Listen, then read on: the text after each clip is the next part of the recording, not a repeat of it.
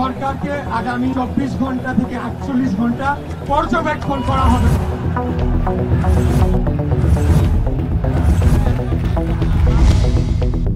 পদত্যাগ করতে যাচ্ছেন প্রধান উপদেষ্টা অধ্যাপক মোহাম্মদ ইউনূস, এমন গুঞ্জনে নানা আলোচনার জন্ম হয়েছে।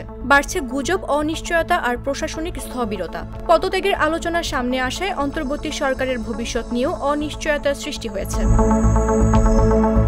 গত 22 মে উপদেষ্টা পরিষদের সঙ্গে এক অনির্ধারিত বৈঠকে তার পদত্যাগের ভাবনার কথা বলেছেন। সেক্ষেত্রে নানা পক্ষের প্রতিবন্ধকতার পাশাপাশি রাজনৈতিক দলগুলোর অসহযোগিতায় তার সরকার কাজ করতে পারছেন না বলে ক্ষোভ ও হতাশা প্রকাশ করেছেন তিনি।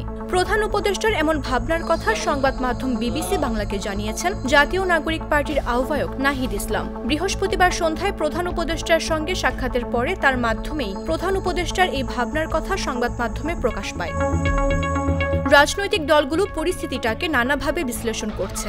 বিএনপি বলছে, নির্বাচনের সুনির্দিষ্ট রোডম্যাপ ও 3 জন উপদেষ্টার পদত্যাগের তাদের দাবি এড়াতে প্রধান উপদেষ্টার পদত্যাগের ভাবনার কথা সামনে আনা হয়েছে। বিএনপি সহ বিভিন্ন দলের নেতারা এও বলছেন, সরকারের দুর্বলতার কারণে পরিস্থিতি সামলাতে যখন ব্যর্থতার প্রশ্ন আসে, তখন পদত্যাগের এই ভাবনার কথা রাজনৈতিক দলগুলোর প্রতি এক ধরনের হুমকি বা সতর্কতা বলে মনে করছেন তারা।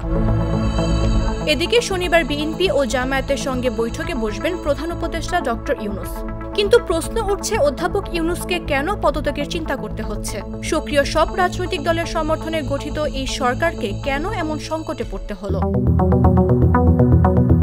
এই বিষয়ে সংবাদ মাধ্যম বিবিসি বাংলায় একটি প্রতিবেদন প্রকাশ করা হয়েছে। প্রতিবেদনে বলা হয়, জুলাই গণ অভ্যুত্থানে আওয়ামী লীগের শাসনের পতনের পর অধ্যাপক ইউনূসের নেতৃত্বে গঠিত এই অন্তর্বর্তী সরকারের প্রতি সেই আন্দোলনের ছাত্র নেতৃত্ব, বিএনপি ও জামায়াত সহ সব দল এবং সেনাবাহিনী সহ রাষ্ট্রের সব প্রতিষ্ঠান সর্বাত্মক সমর্থন দিয়েছিল। এত বড় সমর্থন পাওয়ার পরও সেই সরকারের ব্যর্থতার অভিযোগ কেন আসছে, এমন প্রশ্ন তুলছেন রাজনীতি ও বিশ্লেষকরা। তারা বলছেন, জুলাই গণ অভ্যুত্থানের ছাত্র নেতৃত্বের প্রতি অধ্যাপক ইউনূসের দুর্বলতা রয়েছে, যা তিনি নিজে বিভিন্ন সময়ে প্রকাশও করেছেন, যা বিএনপিকে ক্ষুব্ধ করেছে। যদিও উপদেষ্টা পরিষদে থাকা ছাত্র প্রতিনিধিদের একজন পদত্যাগ করে দলটি হাল ধরেছেন, কিন্তু আরও 2 জন ছাত্র প্রতিনিধি উপদেষ্টা পদে রয়ে গেছেন। তাদের পদত্যাগের দাবিতে এখন রাজপথে কর্মসূচি রেখেছে বিএনপি।